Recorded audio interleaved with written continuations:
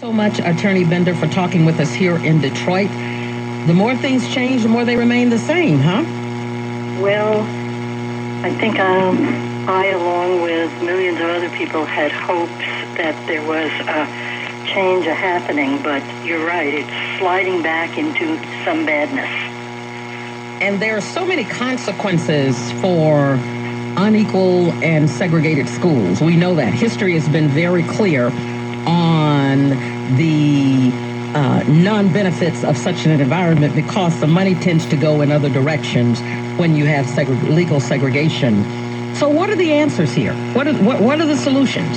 Well, you have to go back and see how this came about in order to, I think, to answer that question.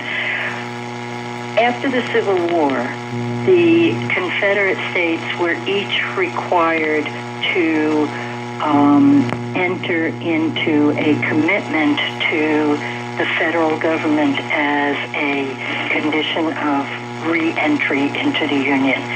Mississippi amended its constitution, which was ratified in 1869. And in that constitution, there was a powerful education clause.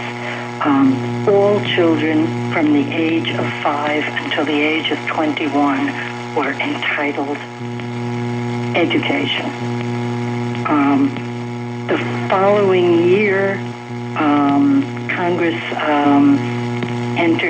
passed the Readmission Act, which allowed Mississippi to regain full statehood. And one of the conditions of that Readmission Act was that the requirement rights then granted in the state constitution never be diminished.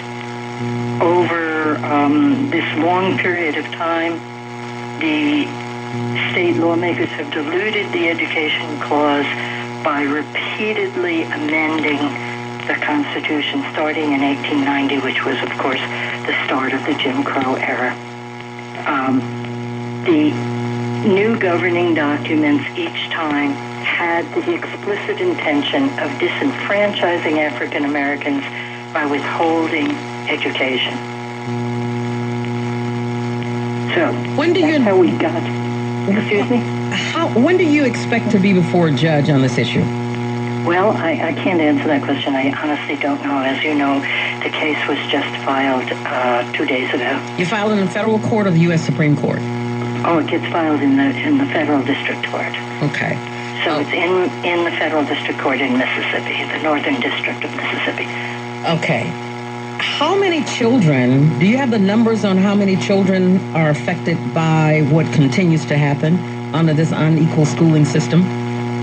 Well, I think every black child who is in public school in Mississippi, with the exception of the very small number of African American children who are attending primarily white schools, are negatively affected. That's a large number of children.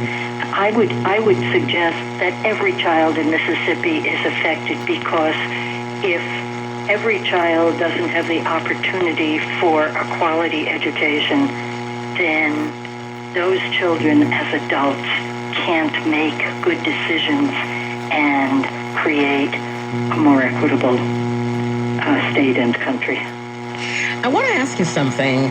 Sure. You've devoted your life for fighting for justice.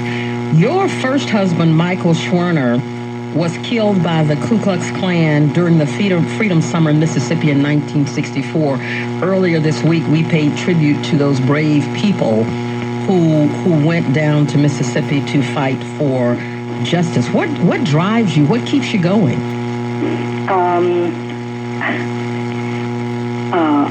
It's important. It's important for all of us. It's important for the country. I think maybe I would say it's important for the world. Did you ever imagine that we'd be in the 21st century in this country and those conditions would still be a reality? Well, as I said a few minutes ago, I think there was a sense of optimism and hope in this country, and there were some changes happening, more so in some parts of the country than in others. But we now see not only the fact that in a state like Mississippi, the school system is truly in a shambles, but that it seems to be an attitude of encouraging this kind of backsliding. Have you done any research about what's happening in other parts of the country? Because certainly Mississippi isn't alone. No, it isn't, although we've really focused. I mean, this lawsuit addresses the situation in Mississippi, and I can't claim to have any great expertise I'm not sure I can claim any great expertise as to anything, but I certainly can't answer more broadly. We do know that education is not what it should be in many places.